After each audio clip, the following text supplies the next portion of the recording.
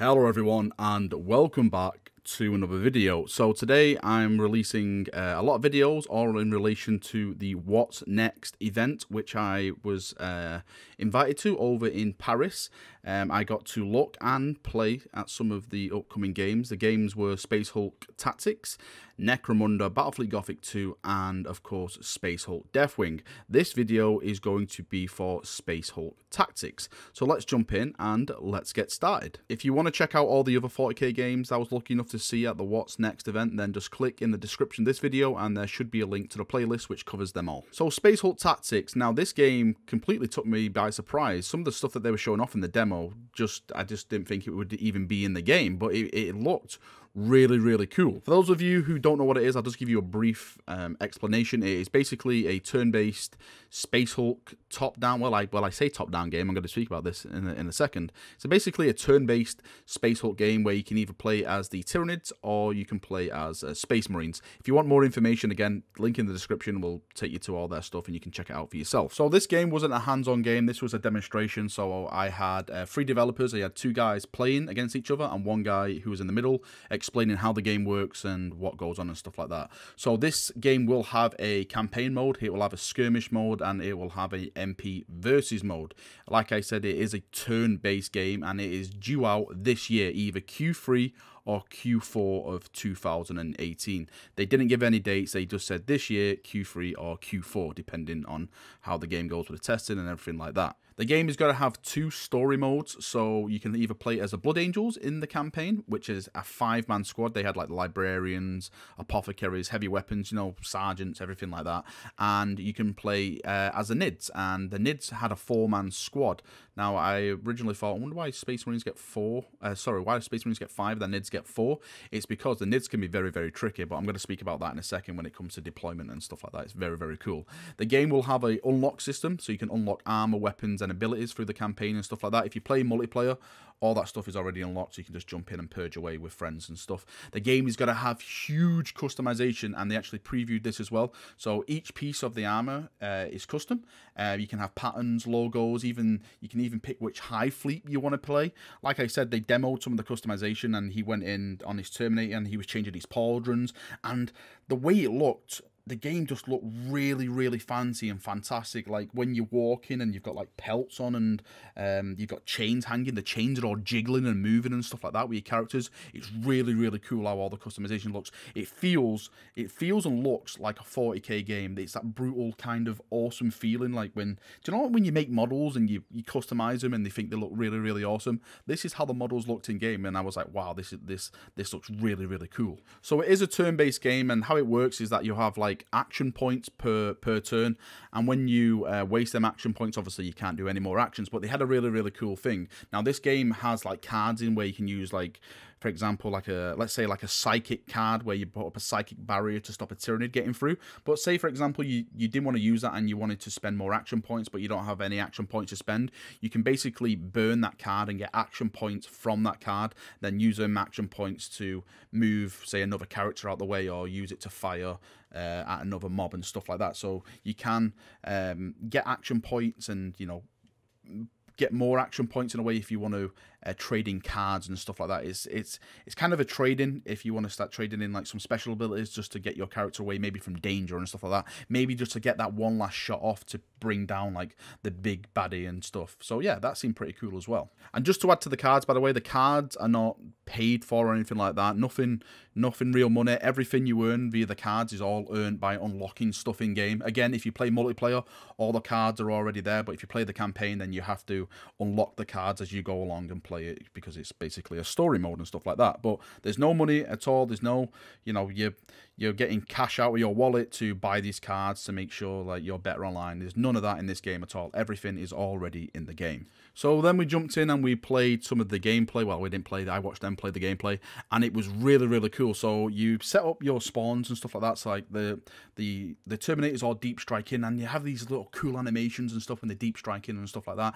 And then as a Tyranid player, you basically set up like spawn points, and the Blood Angel player, or you as a Space Marine player, let's say, can see these spawn points, but you cannot see how many mobs can spawn from them points. So you can like set up false spawn points as a Tyranid player to try and lure the Space Marine into a certain area, thinking, okay, he's going to be spawning from there, but he's not. That's just a false one, and you can have all your stuff spawning from another area. So it's very, very tactical when it comes to play against people, so you can set traps and stuff like that. So I thought that was really, really cool when it comes to actually spawning as a Tyranid player. You can do stuff like block paths, lock doors. There was a really, really cool thing where the librarian put up like this psychic barrier. It was like this tornado of psychic force, and the Tyranids couldn't get through, they couldn't breach through it. So you have all them kind of special abilities, like I said, locking doors.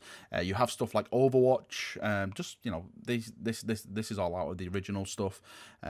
So if a Tyranid is coming towards you and you put your guy in the Overwatch stance, then you get some shots off before he can get to you. They shown that off, and again, they had these like really, really cool like animations in between it. So when he downed the Tyranid, you actually saw like this little mini cutscene where he was like blowing holes in it and ripping it apart and stuff. It was really, really brutal, really, really 40k. Absolutely loved it. I loved all these little cinematic things. For me, I think it just makes the game a little bit more special. Now, one of the things that really, really got me excited about this game, I was just like giggling to myself. I think all the other press people just looking at me like, who's this weirdo in the corner?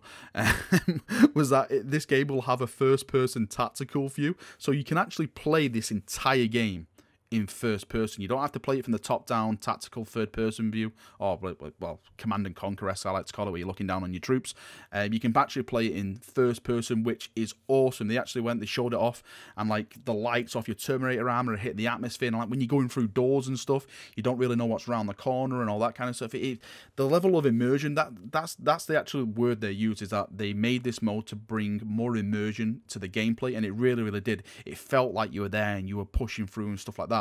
This view did have like a tactical view, like when he pressed it, where it was like a mini little radar where you could see like close mobs here and stuff like that, which was really, really cool as well. So, you know, if you want to go into a room, you can kind of sense what you got to be going against if you are playing that first person viewpoint. So after they were like purging each other like with flamers, and they were showing off like all the bolters and like all the, you know, all the kills and stuff like that, they moved on to the map editor. And now I wasn't really sold on the map editor that much. I was like, okay, cool, map editor, and not that much. But then they showed the map editor off, and I was completely amazed on like how easy it was. If I can best explain it, you basically have like blocks, and like, you know, like Tetris, not like them Tetris blocks, and you can just go in and just make a map with just ease. You just like connect them all together and put them all together. And the best thing about it is that you can then just select that map, and you can just might make like new environments in it, so you can do like different kind of space hulks. You can change like the environment, and they even had different racial like skins for these maps. So you had an orc environment, and then you had an Eldar environment on top of that. So he basically went in, he made just like a normal space hulk, and then he selected all and went, right, this is the orc one, and with a click of a button, he can change the entire map into like orc blocks, and it looked amazing. This is like one of the first times like I saw like inside of an orc ship. And then he did it to the Eldar as well, and then the Eldar one looked even more glorious. There was a bit of lighting issues, he said, but from what I seen, like all the gems and stuff, it looked, oh wow, it looked so cool. Me as a 40k fan, seeing these things for the first time, I was like, wow, I think this game is going to be really special when it comes out. And for those of you who like designing maps like this, I think you're going to have a lot of time just lost just creating some epic maps in this editor, because it was so easy to use. It really did. Basically, the guy just went in and was like, okay, I'll put this block here, I'll put this block here, I can put doors in here, I can put like barrels in here and stuff like that. It was so cool how they did it. I really loved it. So if that's something that interests you, building maps, then I'm sure this game is going to be a nice experience for you. And one of the cool things is that after you've done the map, you can then share that map online to the users who are playing the game, both PC and console, by the way. So you can make maps on the PC and the console version, then you can share it to wherever you can share it to. Then people can download it, people can vote it up, saying, wow, check this map out, this is really cool map, all that kind of stuff. So yeah, I'm looking forward to that side of it. I think this is the start now of trying to get player-made content into these 40 games, and I welcome that, because player-made content is one of the ways that keeps games like this, or just games in general, going. If we go back a couple of years and we go to, like, for example, the Battlefield series, 1942, some of the mods in that game were better than some of the was better than some of the mods that the official developers made. And because of that, the game went down so popular, and people kept playing it and playing. I'm sure people play it to this day. It's probably that popular. So I do welcome player-made content. I'm hoping this is just a start now, and then we'll start seeing maybe skins and maybe other Xeno races and stuff like that. But I'm happy that we have the map editor and we can move forward from here. I did manage to sneak a little question in at the end, and I asked him how long is the campaign going to be for these races. He said that it's going to be 13 missions for the Terminators at this time, and 9 missions for the Tyranids at this time. So you'll probably get a nice couple of hours out. Well, it all depends how the maps they give us, how long they're going to be, what objectives they are and stuff like that. But I do always find with these Space Hulk turn-based games that you can get a lot of enjoyment out of it when you do play the campaigns, because you really have to think what you're doing. One mistake and it can basically wipe out your squad. So we'll see how long these are later on down the line. All in all, this game super surprised me. I'm quite ecstatic how good it was looking at the event. So I'm going to keep my eye on this. Hopefully we'll see some more in the future. Hopefully we'll get some gameplay up soon so you guys can see what I saw at the event, and I'm sure you'll going to be pleasantly surprised how I was. It's really looking nice. I'm very hopeful for this project. I can definitely see where they're putting their unique twist on this game, so it's different from like Space Hulk Ascension and all the other Space Hulk games. So yeah, I'm very much looking forward to it, and of course if I get any more information I'll keep you guys updated as best I can. But yeah, I hope you've enjoyed the video, and I shall see you all very soon. Thanks chat for watching, and bye bye.